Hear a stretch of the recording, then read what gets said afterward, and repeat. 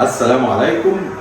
الحالة اللي معانا النهاردة هي أنف غير مصرية وغير عربية. صديقنا اللي شرفنا من تركيا بيعاني من مشاكل في التنفس، صعوبة في التنفس ناتجة عن اعوجاج الحاجز الأنفي، بالإضافة إلى طول الأنف وبعض التشوهات في الأنف اللي بتسبب إزعاج بالنسبة له في أثناء التواصل مع الآخرين. طبعا إحنا سعداء إن أصدقائنا الأتراك درجة الوعي عندهم بدأت تزيد، وبقوا عارفين إن القاهرة هي عاصمة العالم لتجميل الأنف، واللي بينشد منهم تجميل الانف بيشرفنا في القاهره.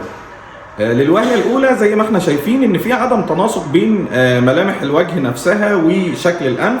الانف طويله جدا، المسافه بين الشفه العلويه وارنبه الانف صغيره، ملامح الوجه كلها هادئه، الجلد على عكس المتوقع جلد رفيع، لون الحواجب ولون البشره نفسه بيتطلب ان الانف تكون اصغر حجما من الحجم اللي موجود عليه دلوقتي. عظام الانف من اعلى عريضه، في بروز في ظهر الانف، بالاضافه الى اعوجاج الحاجز الانفي من الداخل. دي التفاصيل اللي هنشتغل عليها وننزل لكم النتيجه بعد العمليه باذن الله. شكرا لدعواتكم الجميله، توفيق ربنا في الحاله كان كبير جدا، وصديقنا باذن الله يرجع الى تركيا يستمتع بانف اجمل وتنفس افضل وضحكه اجمل باذن الله.